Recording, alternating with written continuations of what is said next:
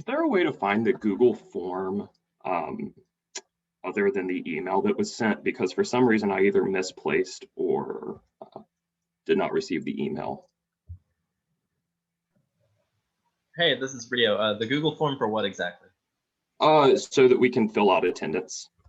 To fill out the attendance. So you don't have the email per se? I do not. Okay. Let me see if I could get that link for you. Thank you. For sure.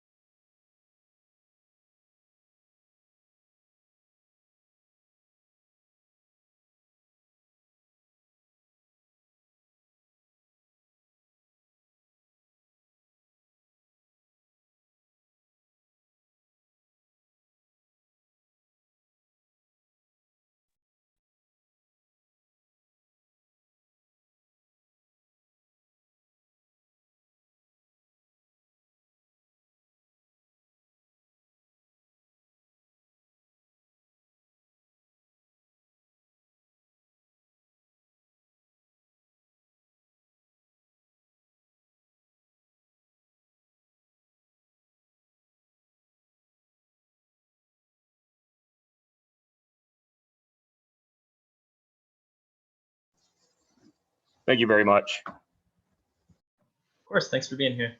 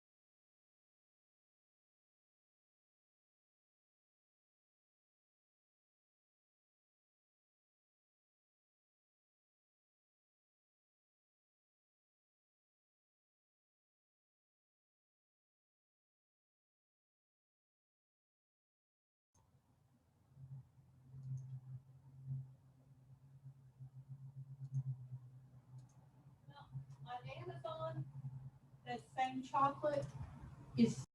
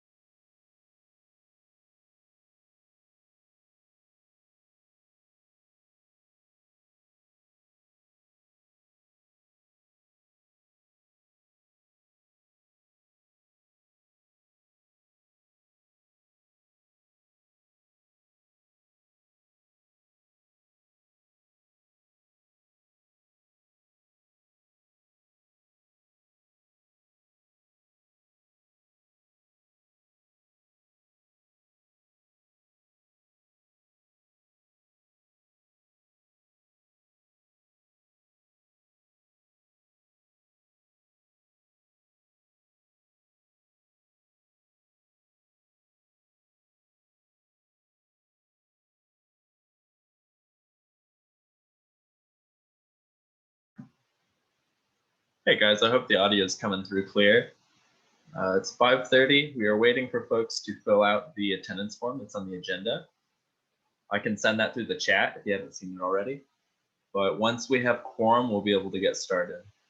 So thank you all for being here. I see we have 66 people, so that's a good turnout so far. We'll hit quorum in the next few minutes, probably, so hang tight.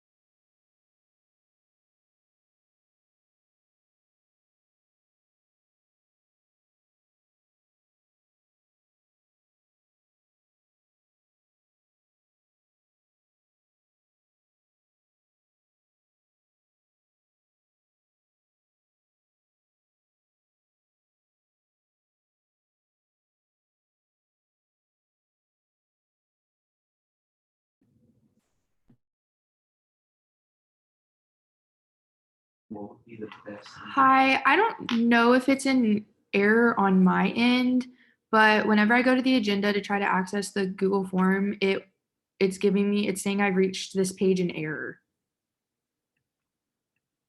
I don't know if it's an access issue or. It could be. Let me re-copy and paste the link for you. And if it's still giving you trouble, then we can have Rohan message. If you click on the icon on your email, on the icon in the email, like an attachment icon, it's going to come up with an error message. You have to physically click on the URL. A&M hasn't renewed their security license or whatever, so you can't click on the icons in an email. It's a really weird error. Okay, let me see if it added it to my drive. I'm also not getting, I tried to look on my drive and I'm not showing access to anything either. But I think, let me see if I might have fixed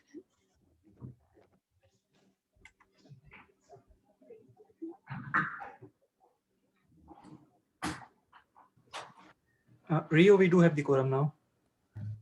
Cool. Thank you, Rohan. And thanks to everybody who filled out the attendance form and are dedicating an hour and a half of their evenings. We will be brisk and we will try to be productive. So with that, this meeting has now come to order. Our parliamentarian, Nathan, is not here today, so I have free roam. I will use my power wisely, I promise. We will go to the previous minutes with our VPI, Rohan Wilco.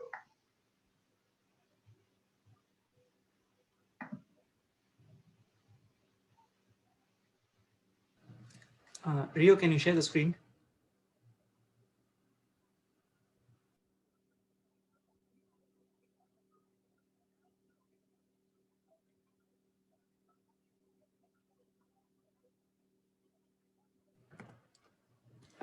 Okay, so good evening, everyone. Our last meeting was on January 19th, and we began the meeting as usual by getting the minutes approved of our last meeting last semester. That was on November 17th. As far as executive reports are concerned, our president Uttej had shared that there was some required COVID-19 testing, which was asked by the university administration, and they were in search of some volunteers. He had also shared that the newly formed graduate and professional school is looking to hold a master student forum, and he was looking for people to volunteer their time for that forum. And he had also suggested there are some changes as far as international students are concerned. Moving on to our legislative reports, our Speaker and Executive Vice President Rio had shared that Hunter Bell, Senator from the School of Law, is the election commissioner for our upcoming officer elections, and that officer elections shall open on February 1st. More on that shall follow in this meeting. From our Vice President of University Affairs, Chandler Wilkins, we had gathered that the graduate appeals panel was looking for graduate students to serve on it. They were looking for 2 master students and 3 PhD students, and in such a way that they are representative of the university, that is from different colleges. He had also shared on how to share or how to report external committee meeting minutes. From our committee chairs, as the Legislative Affairs Chair, CJ, he had shared that the Texas legislative session is in action. From our programming service and recruitment chair, Paloma, we had gathered that the GPSG January, we had gathered some information on the GPSG January blood drive, and that the GPSG Positive Pictures project. From RK, our awards and professional development chair, we had gathered that the Spring Virtual Conference Awards is now accepting applications. Moving on to old business, we had an old business last meeting, that is GPSG R54.05, in support of waiving commencement fees for graduate and professional studies students. Sorry, this was passed with Senate majority, and we also had a new business, that is GPSG R54.06, regarding fee cap for Texas A&M students. A statement in this particular resolution, a statement was added in the let it be resolved section that the GPSG does not support raising the fee caps for student health services and for the university center complex fee. This resolution was tabled by the Senate owing to time constraints. We had an announcement from Rio that the 3-minute thesis final competition was gonna be streamed live via Zoom on January 26th and 27th. I think Rio, you are muted. Thank you for reading that, Rohan. Could I get a motion from a senator to approve the minutes as read? Motion to approve, Alessandra Riwata, Hispanic Studies. Oh, can I get a second? Second the motion. All in favor, unmute and say aye. Aye. Aye. Aye. That's everybody. Motion passes. The minutes are approved as read. Thank you all so much. Next, we have Mr. Justin Tippy joining us from TAMU Transportation Services. He is going to talk with us briefly about the transit updates for Route 35. Justin Tippy, the floor is yours.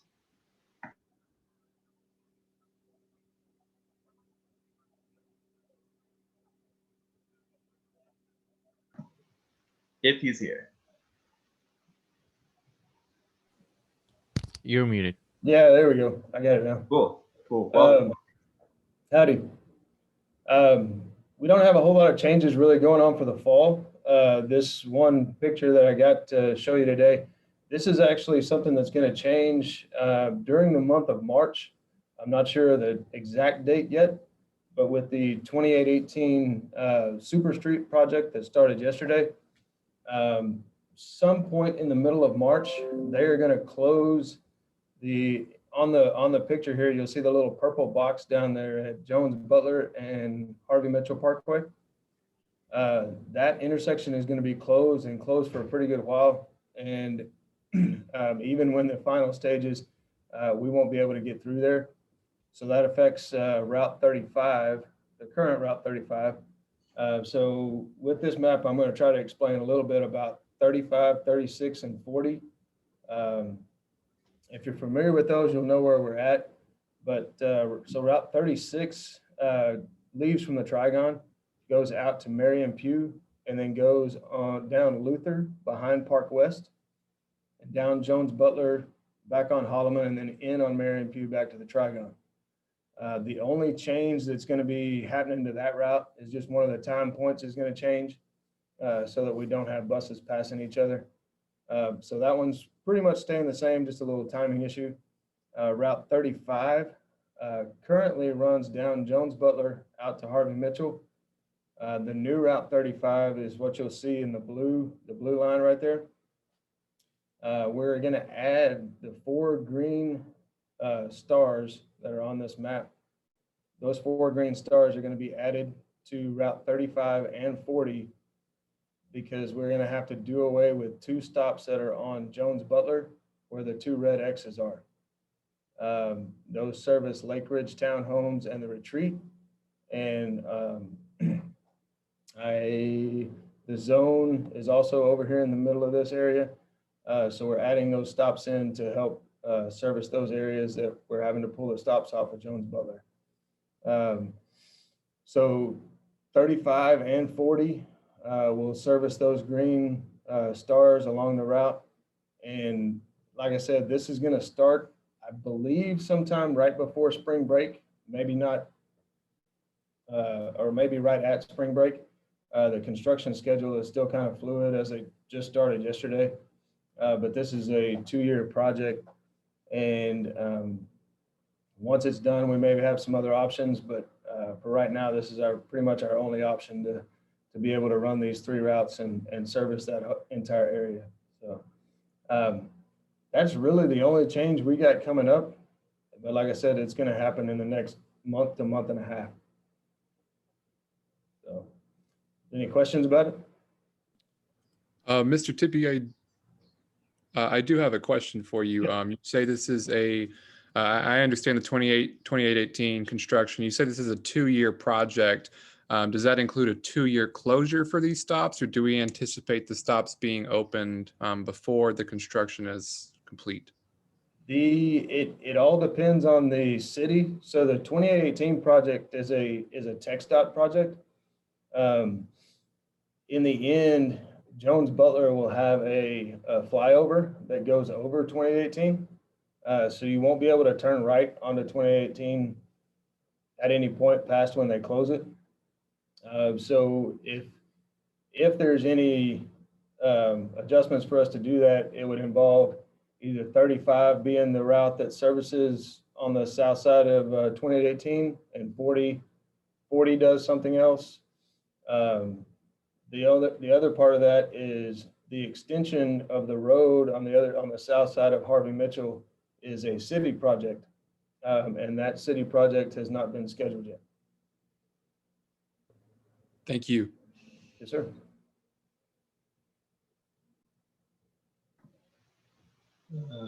Bush McKenna Bush, you are able to speak. Thank you. Mr. Tippy, I just had a question, and I'm sure it was considered, but there is a bus stop like area on the Holloman side of Gridiron Drive. Was that considered as an option, or was it just easier, I guess, to have the 2 stops further down Holloman so they're in closer proximity to each other? Yes, we were trying to get them to where you could ride inbound and outbound. And there is a bus stop area that's down there on the kind of the, I guess, northbound side of the road. On the opposite side of the road, there's not really any good place for us to stop other than in the street because there is curbside parking and it's pretty much front yard. There's no sidewalks or anything. So we were kind of trying to get, plus the construction is going to come back north on Holloman. And so we were trying to kind of get in the middle of it. So the 40 stop that's on the northbound side of the road is going to be at the existing stop, bus stop or bus shelter and everything that's there. And the 35 and 40 stop on the southbound side of the road is also going to be at a former bus stop that we used about 3 years ago. It really was not safe for us to come back and turn left as fast as it is to pull away from that Gridiron stop. So that was another issue too.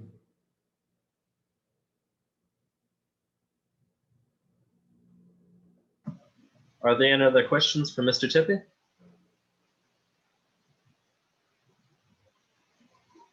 Okay, not hearing any. Mr. Tippy, thanks for your time tonight. And if the Senate body would please unmute and thank Mr. Tippy for joining us. Thank you. Thank you. Thank you. Thank you. All right. Thank you. Thank you all very much. Appreciate it. Thank you, sir. Yes, sir. Okay, you guys, thank you for that. Next, we are going to move down the agenda a bit. No updates, no updates. I have some updates regarding the elections that we have. I'm sure you might have seen it through the graduate and professional student listserv. The elections for our officer positions have kicked off as of yesterday. So if anybody's interested in running for graduate student body president, running for my role as speaker and executive vice president, I'm graduating, so I'm not going to be here. Or if they're interested in VP finance, doing what Rohan does as VP of information, or doing what Chandler does, all these positions are open. And I think the student body president's the only one that involves like a little bit extra work. But if anybody's interested in joining the officer team and really having a pivotal role in structuring how our government works, then that's available to you. And any questions that you have, you're welcome to email Hunter Bell or even myself, and we will talk to you about them and how they work. But I have an application linked here. Actually, that's a graphic. The application's down here. If you want to complete the application, it's due the end of the month, so you have some time. Just let me know. With that, I will pass it over to Deb, who is our VP of Finance. Thank you, Rio. Howdy, everyone. I just want to share that we have an opening in our group. We are looking for anybody with background in petroleum, material science, civil engineering, mechanical engineering, and chemical engineering, because we have this project on rock fluid interactions that just recently got funded. So we got more funding. Now the project is funded by 2 entities. So yeah, if you guys are interested, feel free to reach out to me. My email is there. So looking forward to hear from y'all. Thanks. Thank you, Deb. We will now pass it over to Rohan, VP of Information. Yeah, thank you, Rio. Yeah, I am actually seeing a couple of new faces in the meeting today. So if you are a new senator and you haven't filled up the application form, please do so. It helps us keep the roster up to date. Thank you. Okay, thank you, Rohan. And we have Chandler, VP of University Affairs. Hey everyone, much of the same thing that I had from last meeting. First point, if you are new and haven't filled out the internal committee preference survey, click that first link there and complete that. If you are unsure if you've filled out the survey or not, click the second link and you'll be able to see the internal committee assignments. And you can sift through or click through the tabs at the bottom to see which committees are where and if you're assigned to them. External committee signups, we only have, I think, 2 more positions left. One master student for the graduate appeals panel, and then another person for the Rec Sports Advisory Committee. So just make sure you're looking at that. And if your schedule allows, sit on one of those external committees. They're pretty nice to sit on. The next thing is in point D is external committee meeting schedule. If you do sit on the external committee, I believe it was last week, I tagged everyone who hasn't completed their update on there already. So if I've tagged you and you got an email from me, just go in there and add the day and time for your committee meetings. And I'll probably send out another email again later on this week. And then the final point there, external committee reports. Excuse me. If you do sit on the external committee, you're expected to fill out a report. Click that link there at the bottom, and you'll be able to go in. Oh, never mind, my puppy there. You'll be able to go in and put your report in to the appropriate folder. And there's also a template in that folder as well. And that's all I have. Cool, thank you, Chandler. Next, we have CJ Godkin, who is our Legislative Affairs Chair. Howdy, everyone. I actually have quite a few updates to give you all from the legislative world today. As we talked about last time, the Texas legislature is in session at the moment and will be for the next while. So I linked there that was just open. It's called Legiscan, and it's an easy way to sort of track bills that are introduced in the legislature. You can filter them by passed, introduced, vetoed, all, whatever you want to filter it by. And it's just sort of a good way to keep track if that's something you're interested in. Having gone through the section on passed bills already, I will tell you nothing super crazy happening yet. Mostly just procedural stuff and various memorial bills that stood very little chance of getting vetoed.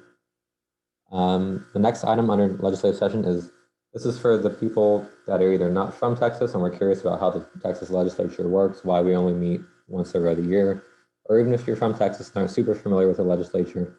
Not loading very well right now, but this is just a quick little video that you can watch whenever you feel so inclined and learn a little bit about how the Texas legislature works.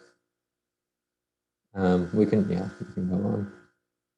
So as far as the city of College Station goes, I have updates regarding that residential occupancy overlay. So the no more than 2 rule that we talked about previously.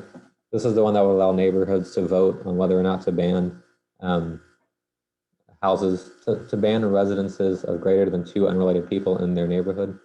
There was a staff workshop by city planners last week where they talked about potential alternatives to such an overlay and the things that that city could do in place of enacting such a rule, which I attended virtually and is fairly interesting as much as city hall meetings can be. And so I will say, in the coming month, so throughout February, they're planning on doing another public input drive on those dates listed there, the 8th, 16th, and 22nd. I bolded the 22nd in particular because that's the one that they're specifically targeting at college students. I would love to hear y'all's feedback if y'all want to attend and say your thoughts on the matter, if that's something you feel inclined to do. And that link above it, the previous meetings link, so there's a website through Channel 19, if I'm not mistaken, where the City of College Station records and uploads all of their city hall meetings that you can watch. If you're curious or if you missed something, you want to hear about it, there's a link. It has all recorded meetings from previously, and all future meetings will be on there as well.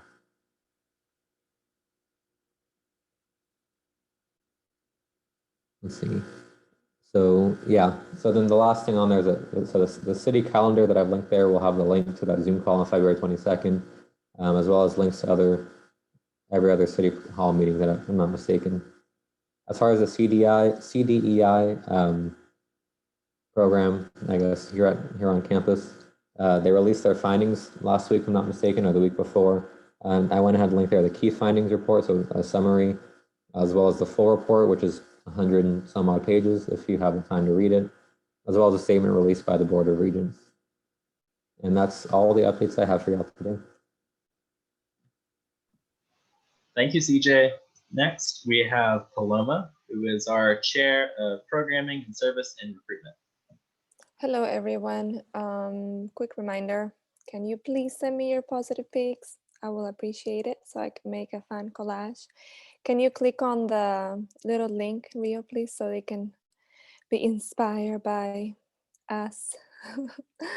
Yes, again, the idea, just really wear your favorite shirt or not, and just write a word that is related to a positive word related to your graduate experience, and send it to me so I can make a collage like this and display it in our website and in our Senate, in our different outlets. Thank you, Rio. That would be by Friday, please. You just send it to my email, and which is listed right there if you want to access in the link here. And then just a quick update on the blood drive. It was great. We had about 40 donors. So thank you everybody who participated. And yeah, I hope you guys are doing great. Thank you, Rio. Cool. Thank you, Paloma. I hope that we get some good selfies going from the group. Yes, thank you. Real quick, want to welcome Nicholas Farmer, who is our new Chair of Diversity and Inclusion in International Affairs. I think he was approved yesterday or the day before. So if anybody's willing, you're welcome to unmute and welcome Nick to our team. Welcome, Nick. Welcome. Welcome. Welcome. Welcome. Thanks, you guys. Thanks, everyone. Okay, next we have RK, who is our Chair of Awards and Professional Development. He has an update. Howdy all. The spring virtual conference awards are open until February 8th. Please forward this to your all departments. Thank you. Thank you, RK. Today we're gonna have a 15-minute meeting because we're kind of breezing through this. So if you haven't already, please rename yourself to the committee you belong to, and I will start assigning groups. Thank you.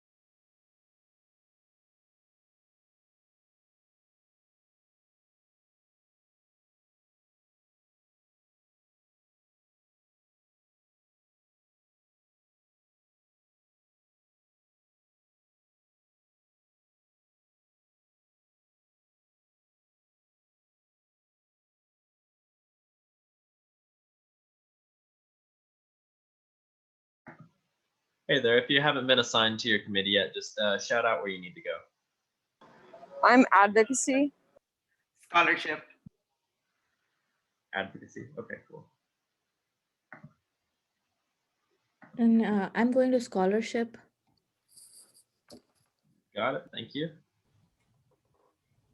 Hey, Tanner, I don't know where I'm supposed to go. Okay. I'm Can just you go to going scholarship, please?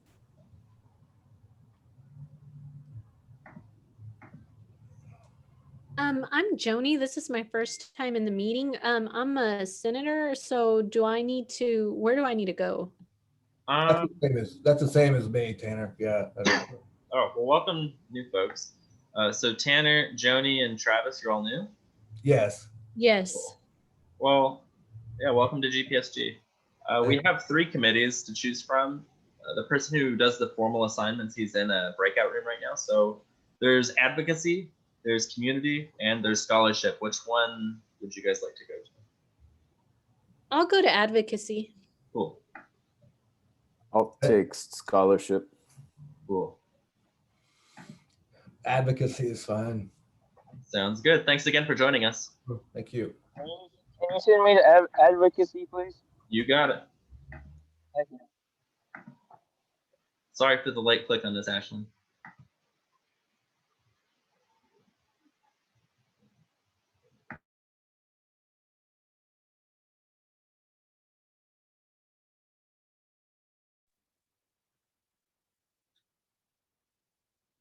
Can you send me to the community? Yes.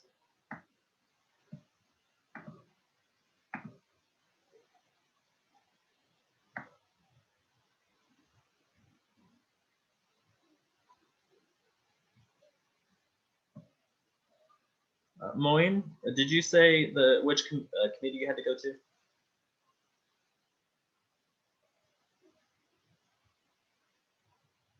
Alrighty.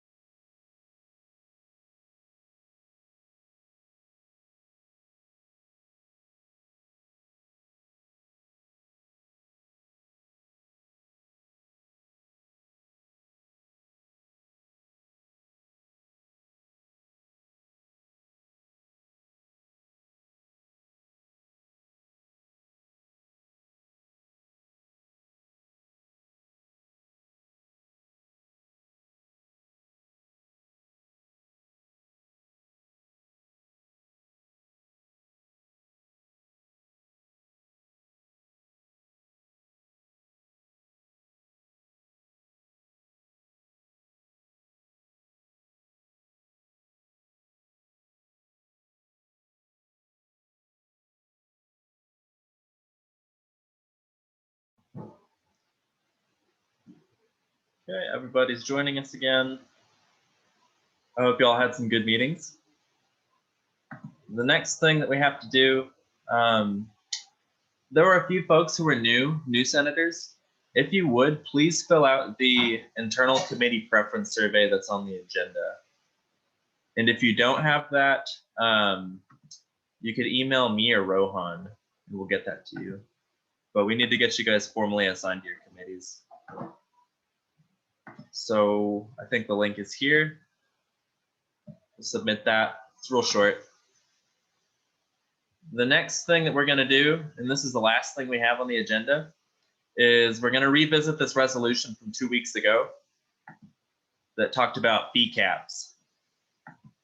Now, is Stacy Rendy's a representative here? I think from Health and Kinesiology.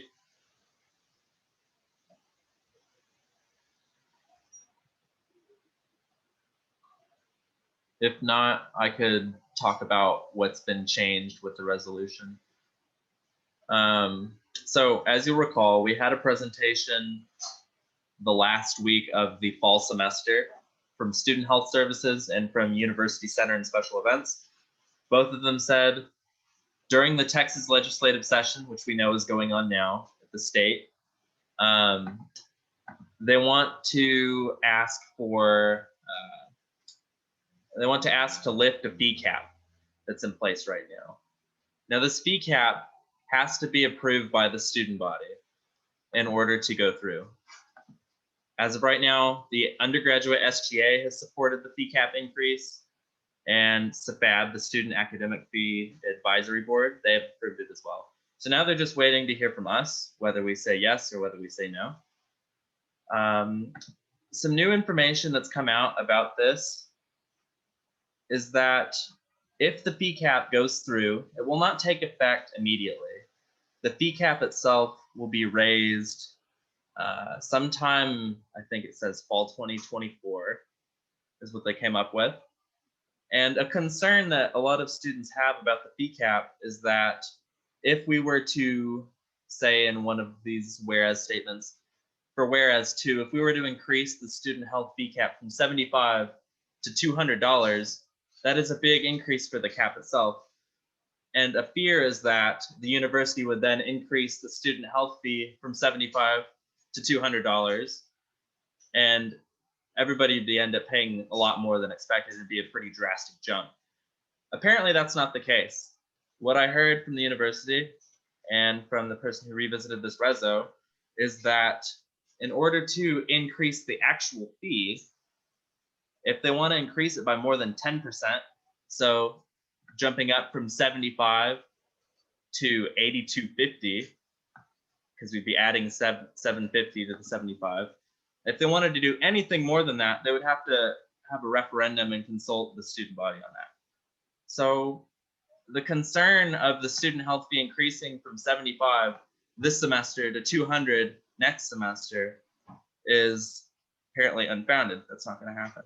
So for anybody who had that concern at the last meeting, that is something important to note. Again, the fee cap itself, increasing it is not an immediate process.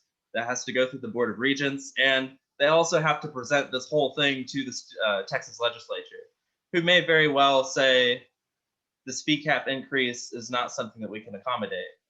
So in spite of SGA, SAFAB, and possibly GPSG supporting this, if we bring it to the Texas state legislature, there's still a chance that they will say, we are not going to increase the fee cap. So our objective for this meeting is to pass this resolution either in favor of increasing the cap or against increasing the cap. And as of right now, the statement on the reso is that let it be resolved, the GPSG supports raising the fee cap for both of these things with this information given. So I'm going to open up the floor in a second. We have to go through this process, and Nathan's not here to walk us through it. So I'm going to ask for everyone to kind of follow the process with me. First off, if you want to talk, you got to press Alt and Y, or the equivalent on Mac, and I will acknowledge you and you can speak. Anybody want me to read the resolution again? Would that be helpful for people? Please press Alt-Y and you can hear about it.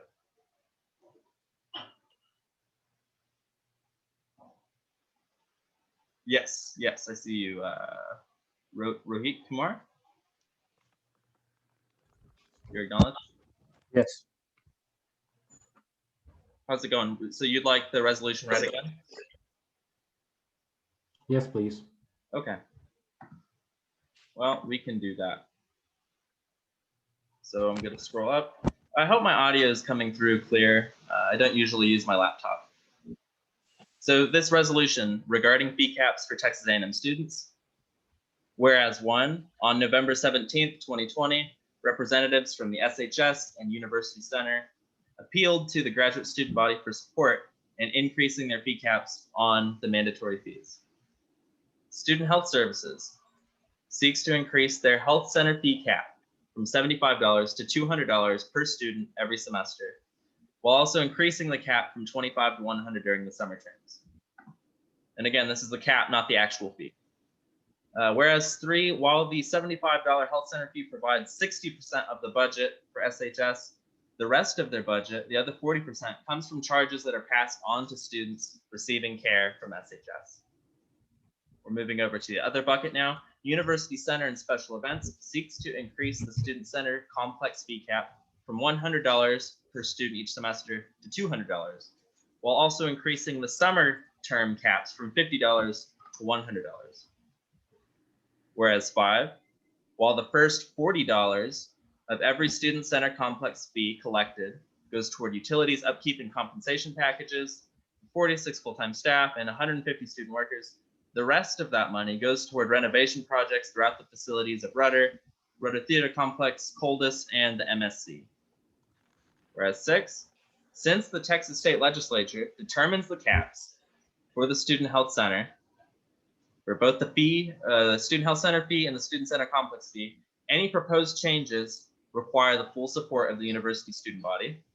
And whereas the university's proposed changes to the fee caps have received endorsements from the Texas A&M SGA, as well as the Student Affairs Fee Advisory Board.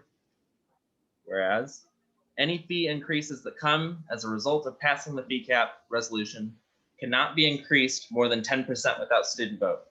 And this is referring to the fee itself. The actual fee that we pay will not increase by more than 10% without a student vote.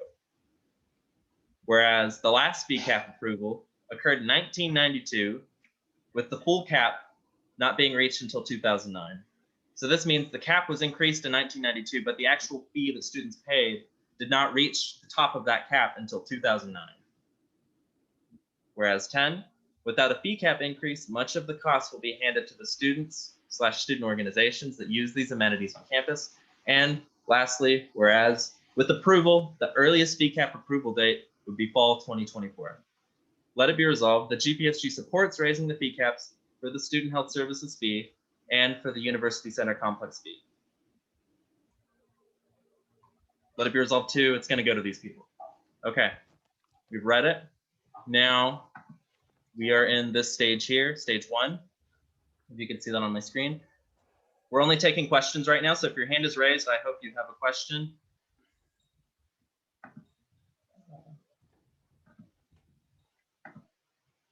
Alex, I see your hand is raised. You're welcome to speak. Thanks, Rio. Alex Riley, Physics and Astronomy.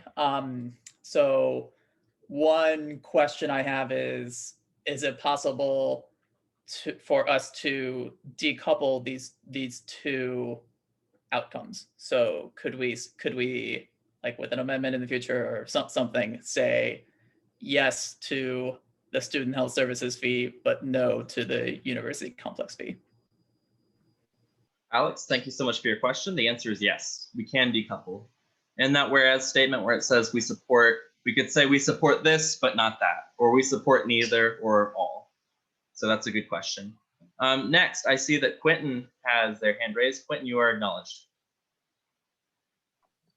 Oh, yes. So when they are saying that they can't raise it more than 10%, without some other type of approval from the student body, what is that 10% referencing? Like if they raised it 9.9% to like 82.45, could they raise it another 10% the next year, or raise another 9% the next year, and keep on doing that? Or what is like the actual barrier for them to raise it? That is a good question. So they wouldn't have to do the student referendum if it was under the 10%. But as far as the timelines, I don't know how to answer that. And I don't know if Stacy Rendy's representative is here to talk about that or not, because I do not have that full information. Yeah, that just still like a little bit unclear to me, and it kind of makes a big deal. It's a good question. Yeah, because then theoretically, the fee could increase up to the full cap within 10 years. Yeah. Or 10 semesters even. Okay, it's a good question. Who else has their hand raised? Josh? Josh, you're acknowledged. Yes. Thank you. I was also wondering, kind of in line with those two questions, if we say wanted to support a fee cap increase up to an amount lower than they were asking for, is that something we can amend into the resolution as well? So your question relates to, rather than increasing from 75 to 200 for the fee cap, 75 to say like 150 for the fee cap? Yes. While we could do that, I don't think that's in our best interest, because the university's goal is to present a full case to the Texas legislature. Those numbers that are in the reso are the ones the SGA and Savannah Party reported. So I don't think it would make the most sense for us to deviate from that, if we're not just outright like saying we don't support this. Ria, this is Stephanie. Can I clarify for you? Yes, go for it. Just so everybody knows, the fee cap is not by institution, by state institution, it's across the state. So all institutions maintain the same fee cap. And so part of navigating the state legislature is we have to work together with other institutions within the state to work together to get the cap raised. So they're not just going to raise a cap for A&M, they're going to raise a cap across UNT, Texas, everybody. So you don't want to mess with your numbers, because the numbers that are set and what Student Health Services and the University Center and Special Events came and proposed is legislation they are working on across multiple institutions across the state of Texas. Stephanie, it was good to hear from you. Thank you for that. Next hand raised is from Deb, our very own Deb. You can speak. Thanks, Rio. Hey, I got a question. I think the last draft on this resolution state that we did not support it somehow. I'm not sure whether we can actually change it in between, but that was just something that I catch about it, and Rohan also kind of brought it to my attention. Could you clarify what happened, or if that's allowed? Thank you. Since the resolution was sent back to its committee for further work, I mean, I'm sure it was just edited in that way. So the opportunity for us to amend it is still there once we hit stage 2, but that's only if somebody moves to consider the resolution on the floor tonight. Ellen Song, you are acknowledged. Ellen from chemistry. I just wanted to ask I guess, point of information. So you said that the Undergraduate Student Government Association as well as the SAFAB have already approved this. I was just wondering if you have more information about like the points that they raised during their discussion and their rationale for approving it, just so we're aware of the whole context of this. The resolution that SGA passed regarding it is on their website, I think. And then there was a letter from Fab that was sent out to me too. I could post that in the materials and handouts folder for us. Without giving like too many specifics, because I don't want to mess up the verbiage. I know that infrastructure played a part in this. SGA specifically talked about how the University Health Center is wanting to expand and grow, and either expand parking, maybe build like a bigger complex. So that's part of their argument. But I can post the letter that I have from CFAB and the reso from SGA in the materials and handouts. Sounds good. Thanks, Rio. Yeah, for sure. Good questions, you guys. It's 6:30. What we can do, we could either move to consider the motion, or we could halt again.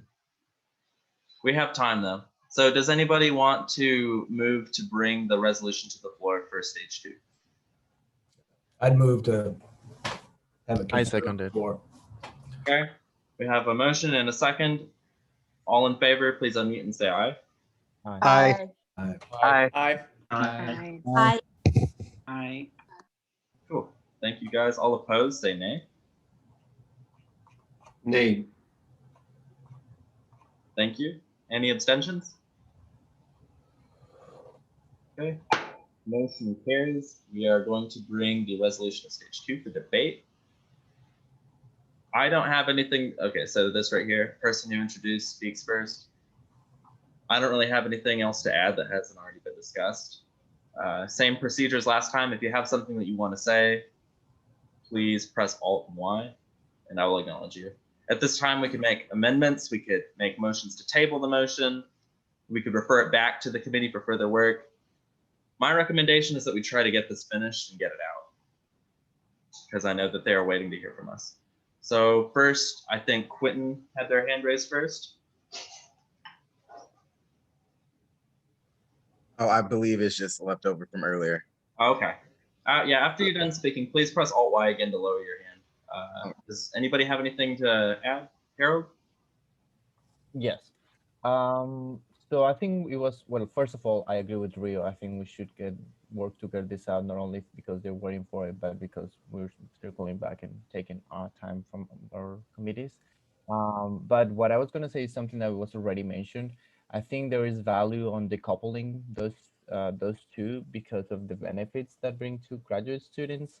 Like from experience, we cannot put in the same table the service from student health services and special events. I think those are two different groups. So I would propose to do that first, since I think we've heard it already.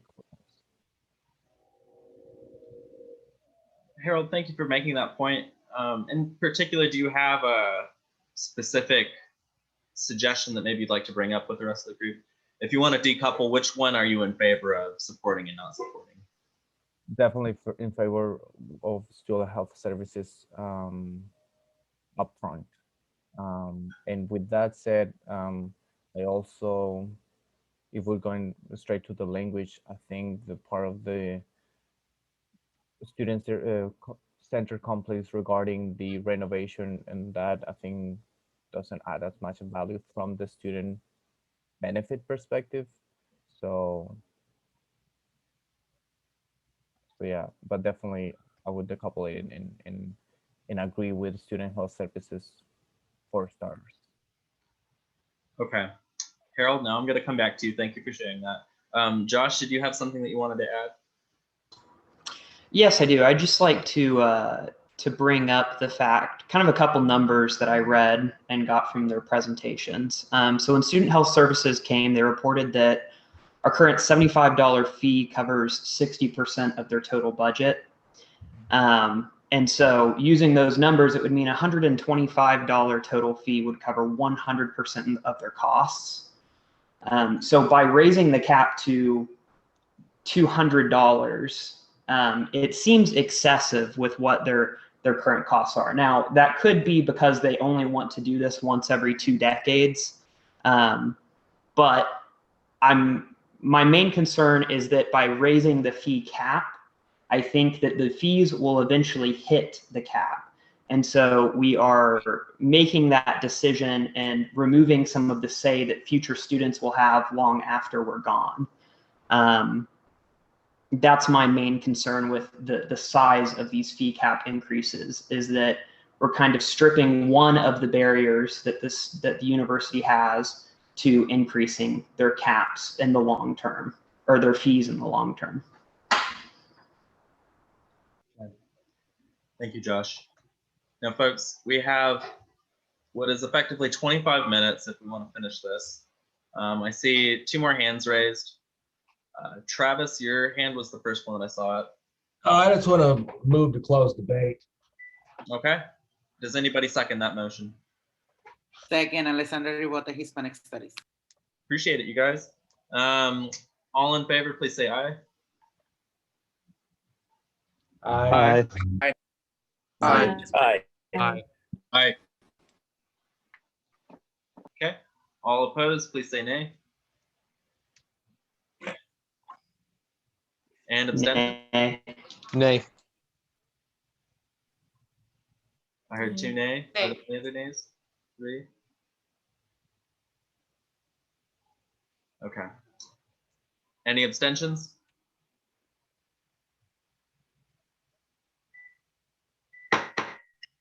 Motion carries. The debate is closed. We are now in stage 3, which is I ask, are you ready for the question? And if there are no objections, then the vote may commence. And we are going to vote on the resolution as read. So with that, are you ready for the question?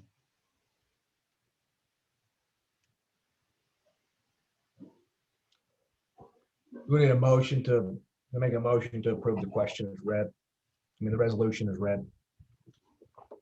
Okay, now folks, what we're gonna do here, we're gonna go back to our agenda. We have these voting forms that Rohan set up. Please navigate to voting form number 1.